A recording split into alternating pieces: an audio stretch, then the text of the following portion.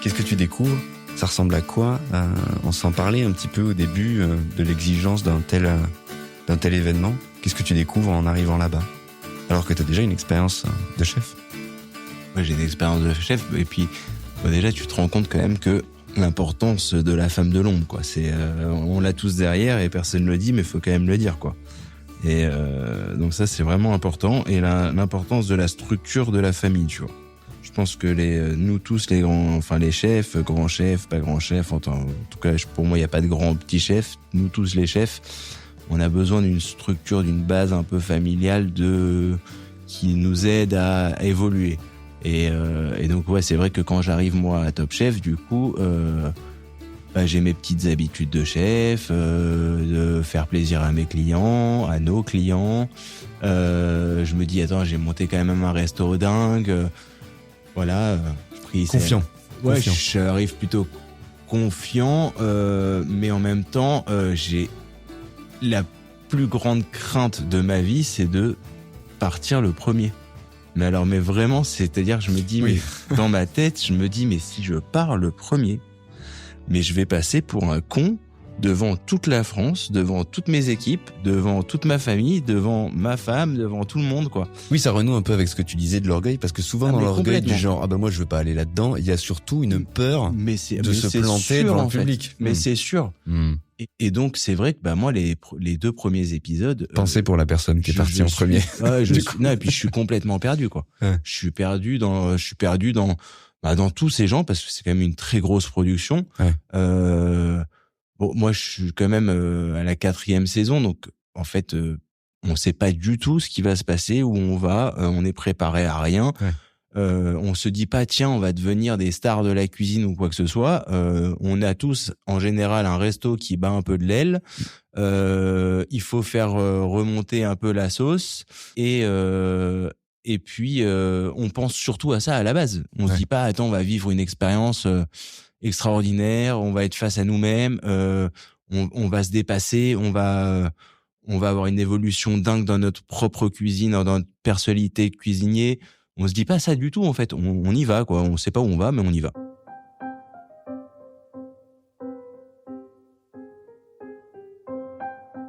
Et ce qui nous fait tous peur, c'est de sortir le premier en disant, je vais passer pour un con. Et voilà. Et donc ça, c'est vraiment le truc. Et je pense que cet orgueil-là, il vient de là. Et ça se passera pas. Et tu vas pas sortir le premier. Je vais pas sortir le premier. Je vais être complètement perdu les premiers épisodes. Je suis perdu. Je sais pas trop. Et puis en fait, j'ai besoin de me prendre une grosse claque, de me dire ouais là, j'ai frôlé la sortie en fait. Pour d'ailleurs, je m'en rappelle très bien. Je suis en dernière chance et je me rappelle de ce que dit Piège. Dit mais que fait ce candidat là en dernière chance, tu vois. Et je me dis bon là, en fait là, il y a un truc qui s'est passé dans mon Top Chef. Je vais tourner les pages qu'il y a eu avant. Je vais remercier les copains qui ont fait que je suis resté dans l'aventure, parce que je suis pas resté grâce à moi, je suis resté grâce à d'autres personnes. Et puis en fait, je vais me mettre en mode compétition comme j'ai appris à le faire. Je vais me dépasser et je vais donner toute mon âme, tout mon corps, toute mon énergie, toutes mes tripes pour cette compétition. Et je vais pas chercher à battre les autres, je vais chercher à me battre moi-même. Ouais, et petit électrochoc. Il y a un moment où tu dis ok, je rentre dans le match. Ouais, je rentre dans le match, exactement. Et puis du coup, je rentre dans le match, quoi.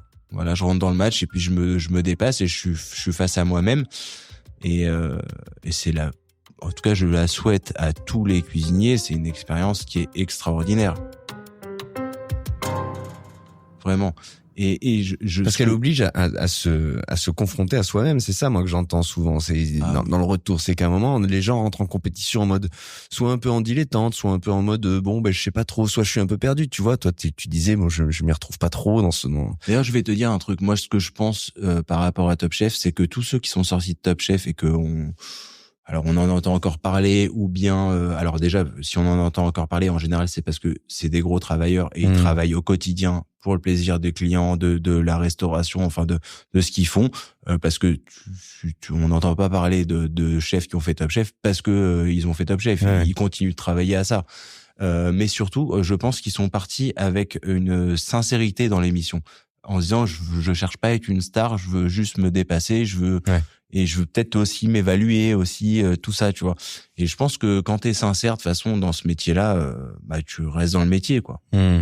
Voilà, donc mais moi j'ai vécu une expérience absolument extraordinaire.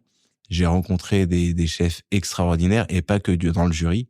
Moi j'étais dans la saison où il y avait Florent Ladenne, il y avait Joris, il y avait Nawel, il y avait tous ces chefs, il y avait Fabien, enfin tous ces chefs que j'ai rencontrés, c'est des gens extraordinaires et qui vivent vraiment leur cuisine, et j'ai tellement de plaisir à aller manger chez eux à chaque fois parce que en fait ils vivent leur cuisine et ils sont sincères dans leur cuisine. Donc moi je ressens cette émotion là, quoi. Comment tu sors de cette comment on sort de Top Chef? Comment en pleurant. Tu sors en pleurant. Ouais, tu sors en pleurant parce qu'intense. Parce que je pense que déjà. Tu te souviens du coup, toi, forcément? Ah, moi, je me souviens très très bien. Je me souviens, je sais que j'ai eu un blackout sur la dernière chance. Moi, en fait, j'aurais dû écouter tout le monde. On m'a dit ne rentre pas, parce qu'il faut savoir que tu rentres pas chez toi. Moi, j'avais ma première fille qui était toute petite, qui fêtait ses 1 an, et j'avais la possibilité de rentrer chez moi pour une journée, fêter l'anniversaire de ma fille, et tout le monde m'a dit que je devrais pas, et aussi bien les gens qui faisaient l'émission chez M6 que aussi chez moi, et que aussi les candidats. C'est-à-dire qu'en fait, il y avait quand même un fair play de candidats qui entre compétiteurs. Entre compétiteurs, c'est on veut être en compétition avec les plus forts, on veut pas être avec les plus faibles, on veut pas tricher dans ce game-là, tu vois. Et je suis quand même rentré, et j'ai sorti ma tête de la compète, et je suis revenu, j'ai fait un blackout parce que j'avais la tête ailleurs, t'étais plus focus. J'étais plus focus, et attention, Jean-Phi avait fait des plats bien meilleurs que moi. Moi, j'avais mis du litchi dans mon thon, je m'en rappellerai toute ma vie, avec des navets. Je sais pas ce qui s'est passé ce jour-là, je peux pas l'expliquer, et je méritais de sortir, et voilà. Et d'ailleurs, en fait, je trouve que voilà, en fait, je pense que ça a été il y a pas eu de triche dans ma saison. Il y a ceux qui devaient gagner. Quand on a eu une faiblesse, on est sorti. C'est comme ça. Joris, par exemple, qui est sorti beaucoup plus tôt que nous, et un excellent cuisinier, tu vois, qui est étoilé, qui est à Amsterdam, qui est retourné chez lui à Amsterdam, qui est un excellent cuisinier, que j'ai vu encore il y a pas longtemps, il est venu manger au resto, on est copains. Florent, pareil, je trouve c'est un excellent cuisinier, il a pas gagné. Je trouve que après, c'est pas tu gagnes Top Chef ou tu gagnes pas Top Chef. De toutes les manières, en y allant, tu gagnes quelque chose déjà. Et si t'es sincère et que tu sais travailler derrière à ce qu'on t'a donné comme lumière dans cette émission, t'es gagnant quoi qu'il se passe, quoi. Donc voilà, donc on a tous été gagnants, on y travaille très dur depuis plus de 10 ans maintenant, parce que ça fait plus de 10 ans moi j'ai fait Top Chef, et j'ai rencontré des gens exceptionnels, et surtout j'ai découvert que j'aimais bien être devant une caméra, et que ça m'amusait, et que je pouvais vivre aussi de mon métier aussi de plein d'autres manières que juste d'être dans ma cuisine dans un restaurant. Et c'est peut-être aussi pour ça aujourd'hui que j'ai plusieurs restaurants, que je m'amuse à faire plein de choses et à vivre de cette passion à 100 à l'heure, en fait. Ouais. Et à regarder la cuisine de plein d'autres endroits, et de la raconter un peu différemment. Ouais, ça t'amène une optique angulaire complètement différente, Top Chef. C'est-à-dire que voilà, t'as pas peur d'aller créer pour une marque quelque chose. T'as pas peur de dire ça je le fais, mais ça je le fais pas. Voilà, tu t'imposes vraiment avec une personnalité forte, et en disant voilà, je sais ce que je veux faire, je sais ce que je veux pas faire, et je me paye aussi ce luxe-là. Ouais. Ça oblige à formater peut-être un petit peu, à conceptualiser un petit peu qui on est, ce qu'on a à dire, ce qu'on a à proposer. D'ailleurs, moi, ça fait prendre du recul, en fait. Complètement. Moi, j'ai dit je vais conceptualiser les choses à partir de Top Chef. Je me suis pas dit tiens, je vais monter un restaurant méditerranéen un peu table chaude, un vrai concept. Avant Top Chef, non, j'ai eu cette optique-là après, parce que voilà, ça, je pense que t'es un diamant brut, et puis on commence vraiment le taillage du diamant.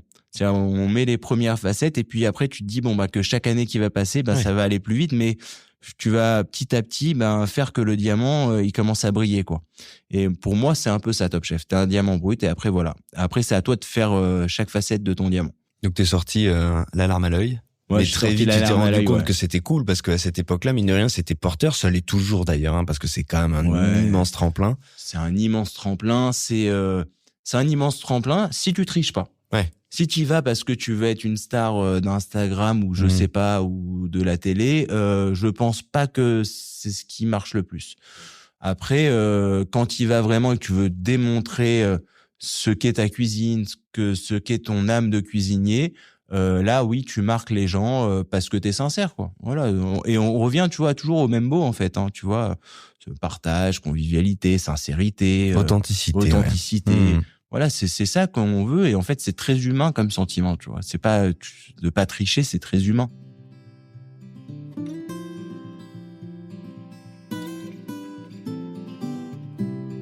Ton mood à la sortie, tu le définirais comment? Tu te dis quoi? Tu te dis, tiens, j'ai la niaque et on va attaquer comme ça, parce qu'on sent aussi que t'as récupéré à ce moment-là une sorte de, enfin, que t'as récupéré, en tout cas, que t'as affiné une vision, que t'as une plus grande clarté, une meilleure connaissance de toi-même, peut-être aussi.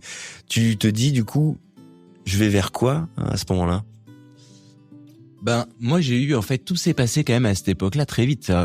Je pense que le fait d'avoir un premier enfant, bah, tu rentres dans ta vie d'homme et pas trop de jeune homme, tu vois. C'est-à-dire que tu dis, bon, bah là, en fait, je dois vraiment rendre des comptes à un petit être vivant qui, je trouve, exceptionnel, qui est d'ailleurs de très loin pour moi la plus belle chose, mes filles, c'est la plus belle chose que j'ai créée dans ma vie. C'est-à-dire, pour moi, c'est mes muses absolues. C'est-à-dire, vraiment, quand je les vois manger, je suis fasciné, tu vois. Et c'est marrant parce qu'en plus, les deux mangent complètement différemment. T'as 2 filles? J'ai 2 filles, ouais. Ah ouais. J'ai 2 filles, ouais. 2 filles. Et puis, moi, la première, la grande, elle a grandi dans la cuisine, dans mon gastro, quoi. Ouais.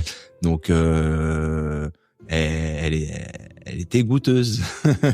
Ouais, comme toi, on t'entend. Ouais, comme moi, on m'entend, tu vois. Et donc oui, c'est vrai que, bah, je pense que il y a eu une charnière de vie là où premier enfant, Top Chef, je me rends compte de plein de choses. Et c'est peut-être aussi pour ça que j'ai arrêté le gastro pas longtemps après.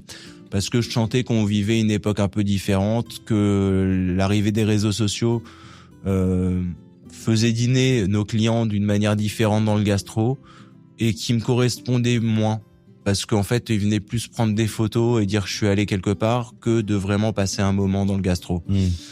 Donc je me suis dit attends, il faut que je fasse quelque chose qui me corresponde plus et je vivrai le gastro d'une manière différente. Voilà. Et je pense qu'en fait ouais ça peaufine ta personnalité.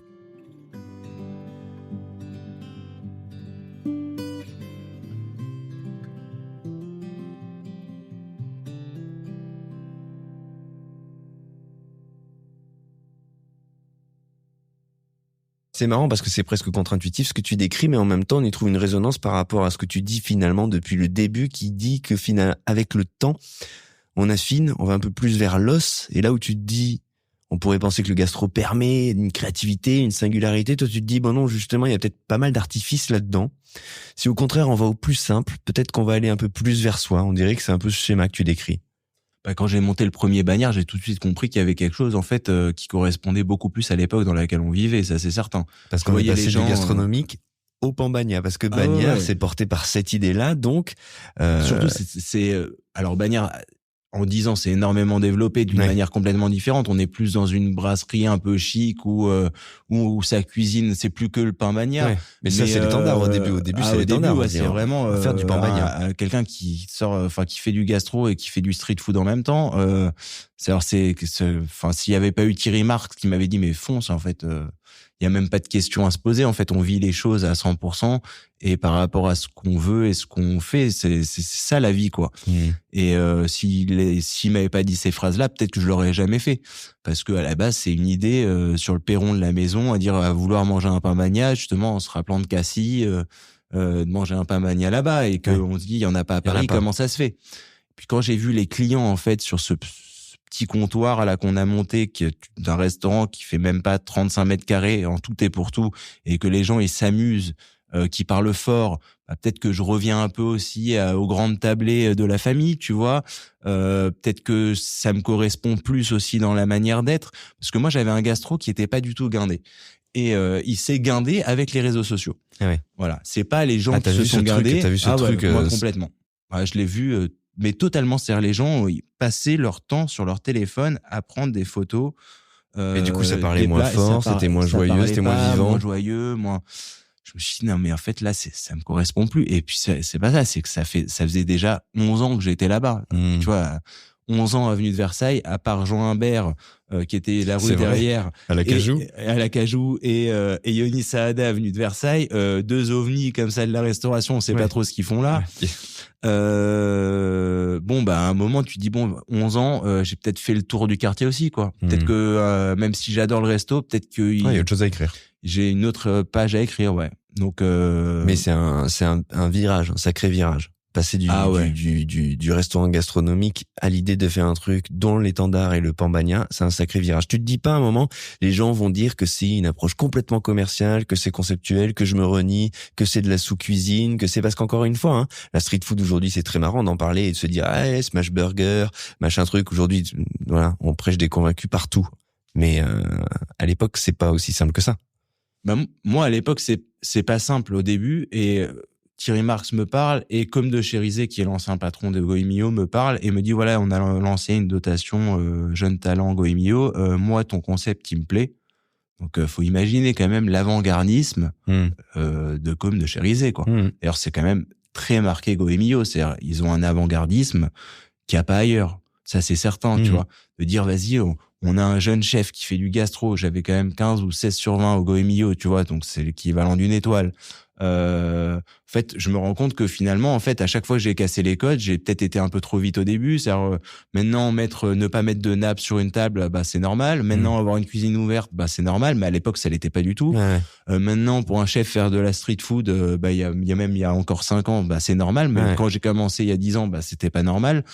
T'as fait de tout. Moi, c'est quand même, peut-être Top Chef, justement, qui m'a dit, attends, l'orgueil, vas-y, oublie-le. Vas-y, c'est bon.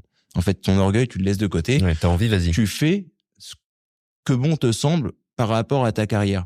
Je n'ai jamais dit que je ne referais pas de gastro, et je te dis, j'en fais encore au moins 1 ou 2 fois par semaine. Mais en parallèle, j'ai pas encore d'endroit, mais je pense que je referai un gastro au moment où j'atteindrai dans la matière un aboutissement du gastro. Je veux pas faire un restaurant gastro. Je veux faire autre chose. Donc, pour l'instant, j'ai pas encore trouvé ce que je veux faire. Et je veux pas faire un gastro pour faire un gastro. Il te faut la forme. Ouais, il me faut une forme. J'ai besoin d'une matière différente. J'ai besoin d'un écrin différent. Et j'ai pas trouvé l'écrin encore. En tout cas, je sais que je ferai pas un resto gastro. Je sais pas comment je le ferai. Donc, on va rester pour l'instant en suspens dans Chef en parlant de ça, parce que j'ai pas l'idée. Si je l'avais, franchement, je le dirais. J'ai pas de problème à dire mes idées, mais j'ai pas encore trouvé un écrin qui me correspond pour le gastro actuellement. Je veux raconter une histoire un peu différente et je veux pas avoir le restaurant où on tape à la porte, on vient, on rentre comme ça. C'est pas quelque chose qui me parle. En fait, ça me ressemble pas assez. Ça me ressemble plus assez. Voilà. Et je veux vivre vraiment des moments privilégiés. Et tu vois, typiquement, quand j'ai racheté Table Ronde pour faire le 2e Bagnard, c'est là que l'évolution a vraiment eu lieu de Bagnard. Donc, moi, j'avais cuisiné pas mal de fois à Table Ronde. Donc, cette Table Ronde, pour rappeler un peu à tous les gens qui nous écoutent, c'est quoi? C'était une ambition portée par Nicolas Châtaignier, c'est ça, ouais. Qui était vraiment une petite table ronde de 16 ou 18 personnes où le chef était au milieu, cuisiner devant les convives. Donc pareil, imagine l'avant-gardisme. Ouais, très ambitieux. Quelle ambition extraordinaire. Alors limite... Peut-être trop conceptuel, peut-être trop conceptuel à cette époque-là. Tu vois. Mais pour moi, c'était du génie. Voilà, de faire ça, pour moi, c'était du génie. Et d'ailleurs... C'était une idée, en tout cas. C'est une vraie idée. Ouais, c'était une vraie idée. Et puis même, c'était au-delà de j'ouvre la cuisine. Pour moi, il avait mis au centre de la table le chef. C'est le sujet. C'est le sujet, tu vois. Et la première fois que je suis allé manger là-bas, c'était Giovanni Passerini qui cuisinait. Et là, je me prends une claque. Déjà, je découvre un chef. Tu vois, je me dis, putain... qui est ce chef, quoi, qui me donne une émotion avec un chourave. Je sais pas qui est cet homme, mais waouh. et je le vois cuisiner et je me dis waouh, mais en fait c'est un spectacle quoi. Et donc c'est vrai que à ce moment-là, j'ai vendu le gastro parce que je me suis dit j'ai fait le tour et j'ai pas envie de tricher avec les gens. Voilà. Je veux pas dire j'ai un gastro pour avoir un gastro, j'ai pas envie de tricher avec les gens. C'est pas là que tu avais envie de raconter les choses et donc t'es fin du game. Et donc j'ai cuisiné, j'ai eu la chance de cuisiner pas mal de fois à table ronde, de cuisiner devant ces gens-là, d'avoir des challenges fous quand même, là, j'ai le souvenir d'avoir créé un dessert avec de la Saint-Jacques, tu vois, pour te dire, tu vois, la folie de cet endroit. Et quand je l'ai racheté, j'ai dit, voilà, on va faire évoluer Bagnères là-bas parce que pour moi, c'était une suite logique, Alors, pardon, justement, tu dis que c'est une suite logique, mais il y a quand même un pas de côté entre ce qu'on décrit, et pardon de le dire comme ça, et j'ai beaucoup de respect pour ce genre d'idée, et moi-même, en tant que passionné de ça, je serais le premier à aller dans ce genre d'adresse, par curiosité, mais il y a quand même un côté, on se tire un peu sur la tige, ça concerne encore 3 couillons de Parisiens qui machin, enfin on est dans du passionné là. Quand Nicolas Châtaignier m'appelle parce que du coup on commence à bien se connaître et me dit ouais table ronde, mais ça marche pas parce que ça peut pas marcher. Trop avant-gardiste et puis je pense qu'il voulait prendre plus de temps pour faire d'autres choses aussi, tu vois. Non mais ce que je veux dire c'est que entre ce concept qui est hyper niche, hyper tu vois, et toi qui t'es dit d'un côté, moi je veux un comptoir et je vais vendre des pambagnas, comment tu fais pour que les deux se retrouvent? Qu'est-ce que justement, je me dis, en fait, table ronde, si j'arrive à faire un mix de bagnards et de table ronde. Et c'est quoi, du coup, ça c'est de dire, voilà, on va développer la street food, c'est plus vraiment de la street food, on va rentrer dans un système un peu de bistronomie, où on va complètement ouvrir encore plus la cuisine. C'est-à-dire, c'est le cuisinier qui va servir au comptoir. Il y aura bien sûr du service aussi à table et tout, mais c'est-à-dire on a tout de suite eu ce truc-là de faire partie des premiers à dire voilà, le cuisinier il peut aussi bien sortir de la cuisine, aller servir un client et lui dire voilà, j'ai créé ça aujourd'hui. Et ça s'est fait super naturellement. Et je me suis retrouvé aussi avec des cuisiniers qui étaient déjà avec moi dans le gastro, qui sont revenus avec moi du coup, en se disant attends, on va vivre un truc nouveau avec le chef quoi. Et là on rentre dans la deuxième phase de Bagnard, plus bistronomique finalement, plus bistronomique, qui donc spectre un peu plus large, il y a plus que des pans Bagnard, et puis qui d'un coup se retrouve aussi naturellement dans son époque, comme si c'était écrit on devait rentrer dans ce système de bistronomie, donc carte plus large, beaucoup plus cuisinée. Voilà, donc on rentre dans la deuxième étape et puis on se rend compte que à un moment les murs ils sont trop serrés quoi, et que on peut pas accueillir tout le monde et que finalement peut-être que c'est plus trop de la bistronomie mais la brassonomie, j'allais te le dire, tu vois, c'est ça, c'est peut-être créer un nouveau truc, tu vois, et pareil, et puis on nous a proposé les Galeries Lafayette, on a dit vas-y, on fonce, on va aux Galeries Lafayette, tu vois. Tu vois, quand je te parle de tout ça et que je parle à tous les gens qui nous écoutent de tout ça, je trouve que c'est pas très modeste de raconter toute sa vie comme ça. C'est plus à ta décharge, c'est moi qui le demande. Hein. Ouais, mais c'est plus de dire aux gens, faut sentir les choses dans la vie. Tu vois, c'est vivre avec ses sentiments, vivre avec ce qu'on a envie de faire et ne pas avoir peur de le faire si on se donne à fond pour le faire. Mais dans ce que tu dis, il y a un truc qui mérite d'être précisé. Quand tu dis sentir les choses, il y a toujours un truc, quand on parle d'entrepreneuriat, de se dire, est-ce que je suis capable de sentir, entre guillemets, l'air du temps, est-ce que les gens attendent, mais il y a aussi sentir ce que nous-mêmes, on pense, ce en quoi on croit. Et c'est de ça dont tu parles finalement. C'est plutôt de s'écouter soi et de se dire... C'est de s'écouter soi, en fait, tu vois. Ouais. Parce qu'il n'y a pas d'échec, tu vois, quand tu me dis, ouais, peut-être pour moi, par exemple, table ronde, c'est pas du tout un échec, au contraire. Je pense que carrément, c'est une case de restauration qui a été posée à un certain moment et qui a fait qu'il y a eu une énorme évolution dans la restauration, un changement dans la restauration. Et ça, c'est Nicolas Châtaignier qui l'a fait avancer la restauration. Ouais. Donc c'est pas du tout un échec. Je parlais de difficulté à faire vivre une adresse, ou du fait qu'elle ne peut pas vivre. Cette difficulté de faire vivre une adresse. Parce que on en parlait la dernière fois à Foodorama, t'as le phénomène de mode. Est-ce que je suis à la mode ou je suis pas à la mode? En fait, il faut pas être à la mode, mais en même temps, il faut quand même être vivre dans son époque et créer du désir. Tu vois, donc en fait, c'est plein de petites choses qui s'entremêlent. Et à un moment, je pense que de toutes les manières, t'as un petit moment un peu de blanc dans un restaurant qui fait que tu deviens soit tu deviens une institution, soit parce que t'as passé ce moment de blanc, ou soit tu le passes pas, et dans ce cas-là, tu pars juste aux oubliettes et t'as vécu ton expérience. Tu vois.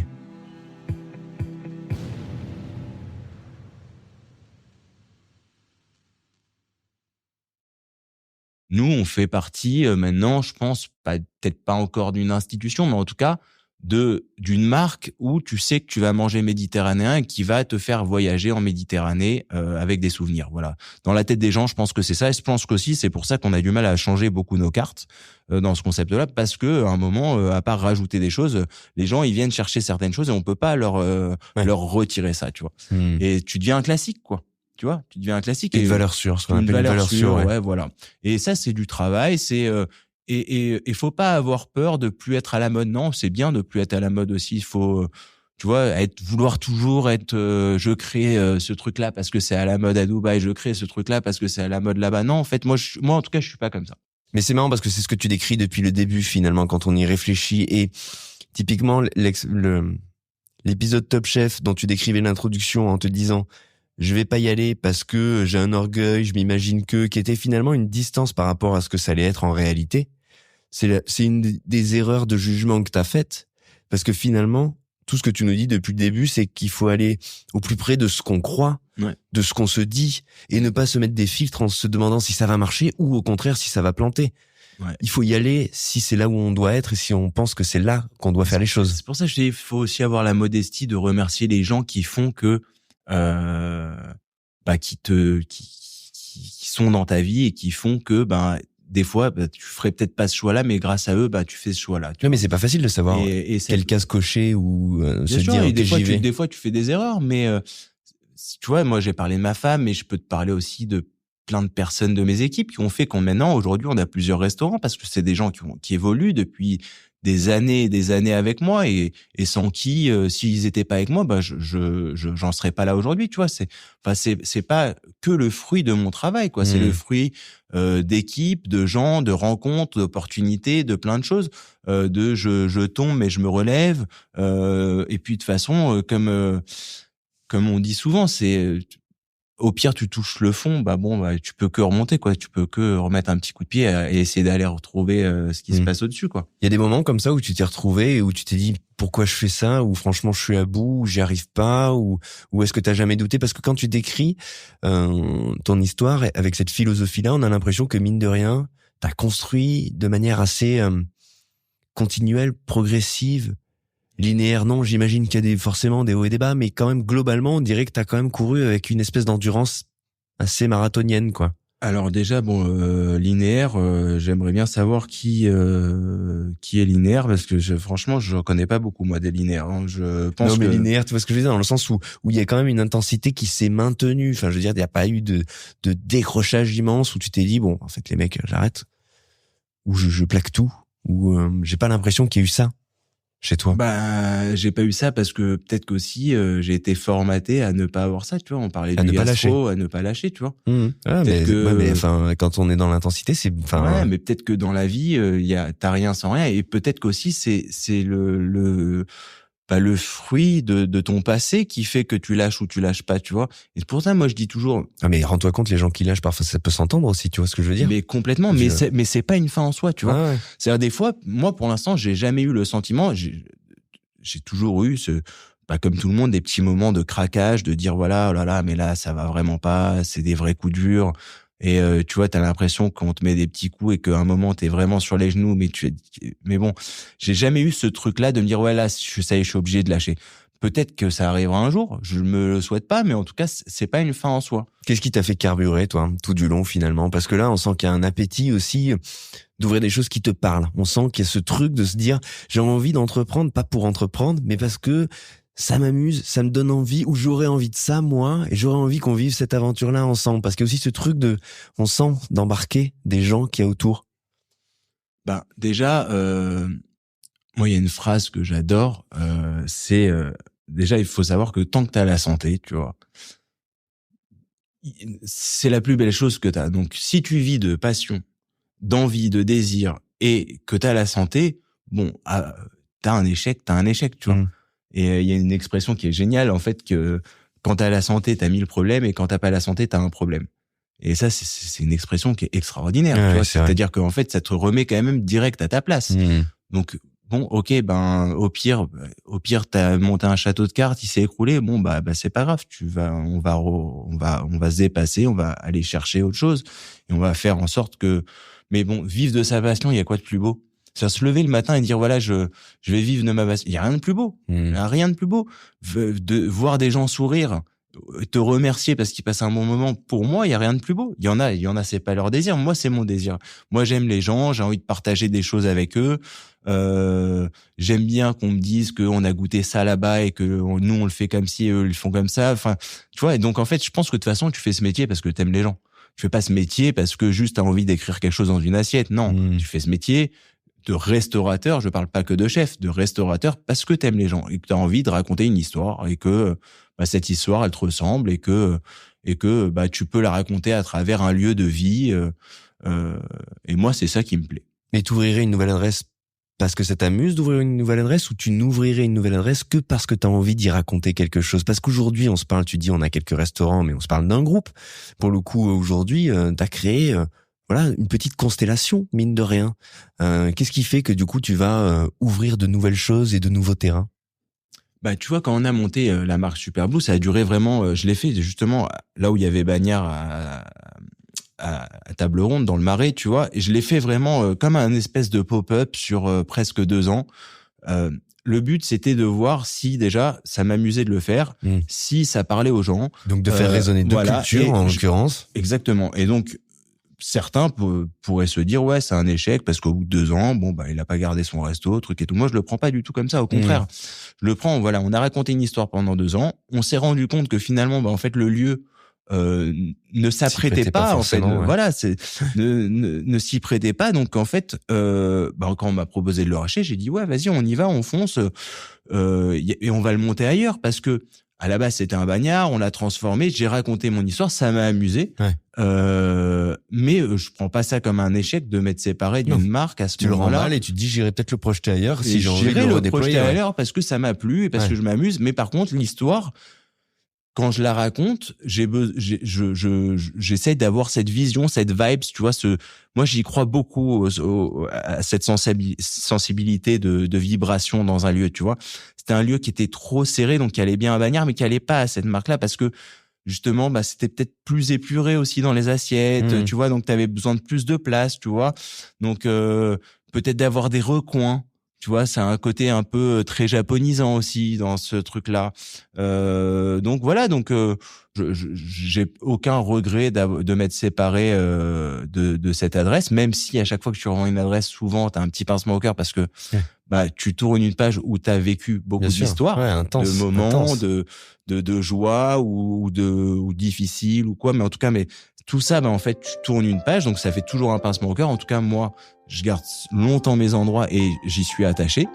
Et quand j'achète un endroit, je l'achète aussi par vibration, pas que dans le quartier, mais par vibration. J'ai besoin de sentir que l'endroit il a une belle âme, tu vois. Ouais, que ça résonne avec ce qui t'anime.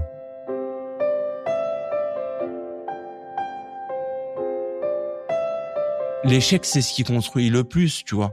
Donc c'est pas parce que tu te sépares d'un endroit que tu le considères comme un échec, ça il faut mal le prendre. Non, au contraire. C'est voilà, j'ai fait ça, tout le positif, chemin. C'est mon chemin. Ouais. Mais du coup, aujourd'hui, quand t'as envie d'ouvrir quelque chose, c'est parce que tu sens quelque chose, qu'il y a une vibration, qu'il y a quelque chose, une histoire que t'as envie de raconter. Ouais. Après maintenant, comme on en parlait la dernière fois, c'est vrai que je vais faire un peu plus attention aussi à l'emplacement parce que il faut aussi qu'il y ait du passage, tu vois, selon le concept que je monte, tu vois. Un Super Blue, pour moi, il a besoin moins d'un emplacement de grand passage. C'est un endroit que tu vas chercher pour une vraie raison. Ouais. Tu vois, un bagnard, t'as besoin de plus de passage. C'est un endroit de vie, tu vois. C'est un endroit typiquement méditerranéen. C'est-à-dire, plus t'as du passage, plus t'as envie de voir des gens qui se posent. On boit un verre de rosé, on mange une petite panisse, tu vois. C'est très vivant, ça parle un peu fort, tout ça. Donc c'est différent, quoi. Ouais. Et il faut vivre les choses à fond, quoi, et sincèrement.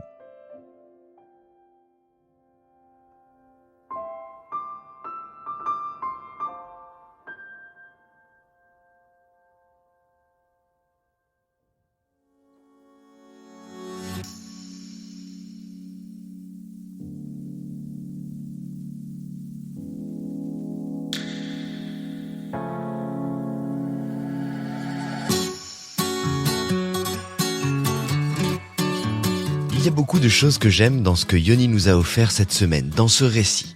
Il y a cette idée qu'on doit faire bien. Ça ici, ça revient. Il est rare de croiser sur ce podcast les chefs qui font les choses à moitié. Donc, il y a cette volonté originelle, cette façon d'aller franchement et de se frotter aux plus exigeants.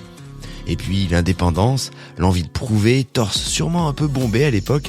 Gastronomie, restaurant phare, ça tombe bien, Top Chef signe et valide Yoni Saada entre très jeune dans la sphère des étincelles de ceux qui tracent et qu'il faut garder à l'œil.